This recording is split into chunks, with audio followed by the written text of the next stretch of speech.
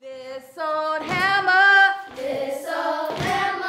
killed John Henry. When a child sings a song and they begin to internalize those words, eventually you will begin to see them exemplify those words in their daily life. I love playing trumpet because I learned how to play new notes. I love playing the violin because I love how it sounds. I love playing the viola because it's fun. Because it feels natural and it sounds pretty. I like playing the flute because it sounds like lots of birds flying around. Because it's the loudest instrument in the brass family. Atlanta Music Project is the greatest place I've ever been in my whole entire life. The Atlanta Music Project, it's a different way of developing youth and helping communities grow. When you give a kid an instrument, you give them their voice. They can really find themselves. Music kind of becomes this catalyst that can help kind of bridge the gap.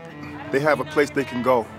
They can feel safe, they can be themselves, they can better themselves. We provide intense music instruction with very high quality instructors, and you can see the results. The discipline that it takes to play an instrument, to learn an instrument, to respect an instrument is going to apply to everything that they do.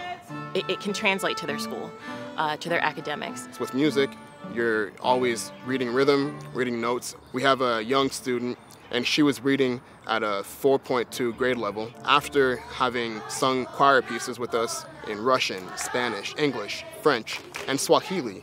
She's now reading at a 6th grade level. Because they are excited about coming here after school, that excites them about getting up and going to school in the morning. They're learning these skills through fun. They don't even notice it.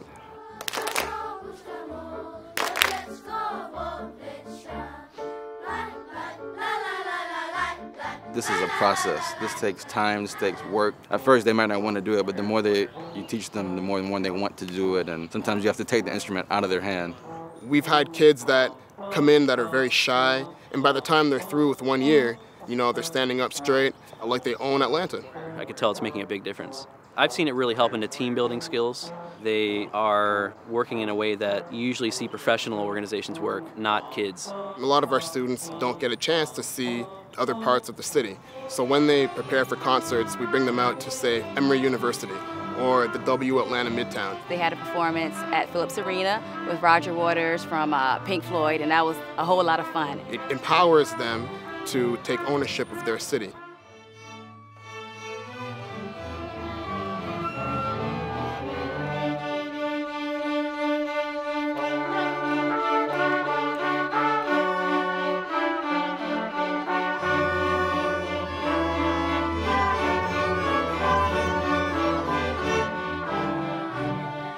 When you get to the concert, the energy that they get and the passion that comes out usually brings them over the top, and you get a performance that you were not expecting.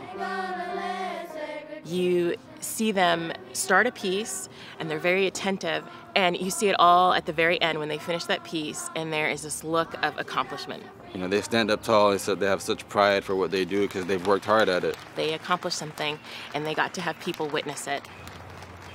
As a unit, the way they've come together and the progress that I've seen them make, from the first notes I saw her play, and it brought tears to my eyes, to now seeing her play without looking at the music, it was just amazing. I'm just so proud of what I see in these kids, that it helps them in so many different ways. The concert is just a metaphor for acing a test, graduation, for getting that job you wanted. You know, it really is showing them the correlation between hard work and success. Right now, music is suffering in a lot of schools all over the world. I don't think you can really put a value on how important it is to these kids. You know, we have to see this as an investment. Are we willing to keep going at the graduation rate of 52%? Are we willing to, you know, let a lot of young men end up going to youth detention centers? We can prevent this. Even though this program is only in its 2nd year, it doesn't take that long to see the beginning stages of social change. Parents have bought into the program. They see that their child is different.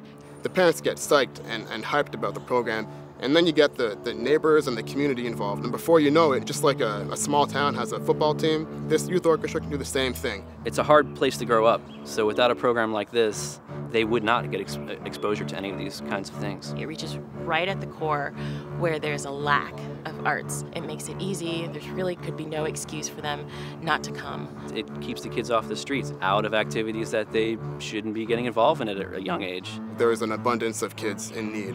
We have a plan to put music ensembles everywhere. This is just the beginning. We've done very well with the orchestra program here. In the fall, we're going to launch AMPlify, which will be the choral-based initiative. And this will allow us to tap into the phenomenon that kids just love to sing. We're going to spread and we're going to bring this joy to other areas in Atlanta. And they may not realize it now, but I think that in the years to come, they'll be able to look back and say, AMP helped me out a lot. Personally, culturally, socially, I think it's something that they'll be able to take with them as they grow into young adults.